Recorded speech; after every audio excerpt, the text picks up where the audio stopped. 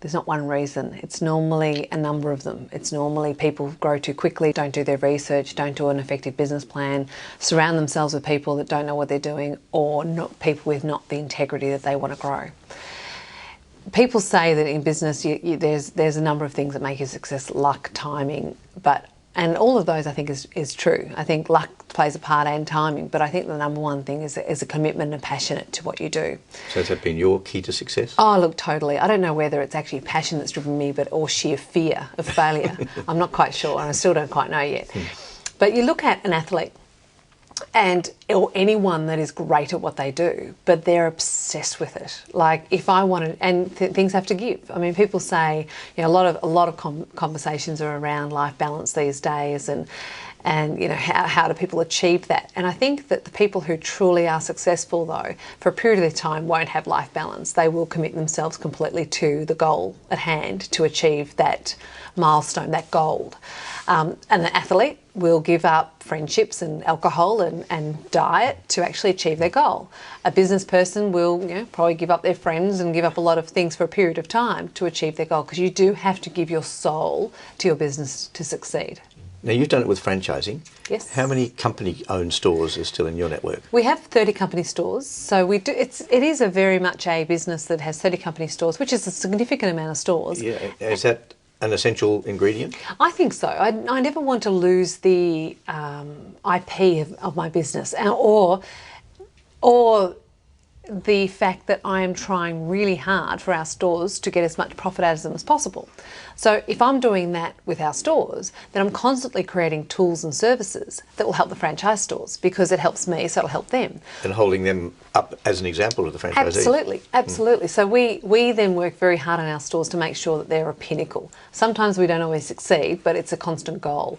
But the amount of investment we put into the company stores to ensure they're profitable has helped the franchise stores, which probably wouldn't get that if a franchise network didn't have as many stores as we have. Because when we get it wrong, we get hit before, you know, more than anyone else. So it is in our best interest. But we would anyway. But I think that when you have a financial reason to continue to direct or get as much profit as possible, it does help. Now, you sell quite a bit of product now outside your own stores. Yes. An important part of your business?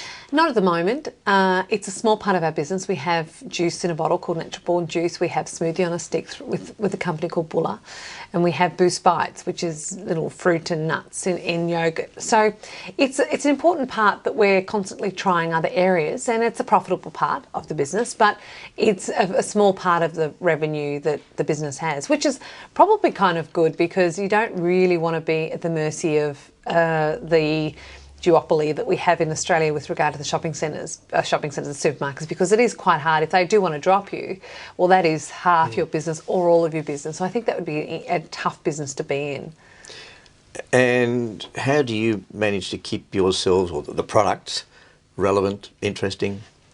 Well, I think with any business you have to attack yourself, and you have to constantly listen to your customers. And we do that, I think, very well. We constantly ask for feedback. We have advisory boards where we get our customers in to tell us what we're doing well and what we're doing not so well. We spend an enormous amount of research every year to you know, so we think this is what people think, but let's actually find out what they think. And we just constantly want to improve ourselves. So it's not necessarily just creating a new product, but for example, we've created a product called Pocket Rocket, which is a small juice, but it's got 100% of your RDIs of A, C, it's got folate, fibre, you know, it's got absolutely everything. It's just literally a zing in your day. So we're constantly attacking ourselves, but really finding those healthy angles, not just angles, but genuinely healthy products. So it's not really it's just called healthy, but it's not. But everything we do, we have a nutritionist that we hire. We've got product people. We've got, you know, the whole gamut of people to ensure that everyone. So we've taken all the hard work about being healthy for the customers. And how much do you taste personally per day? I'm lucky enough to have in my fridge all the ingredients. So I must admit, every morning I will put different concoctions together. So do you actually go to the stores? Oh yeah, look, I probably go to a store at least once a week, and then there's times where you clump it, where you actually go and visit more stores. You might go to New South Wales and you spend 3 days trying to see as many stores as you can.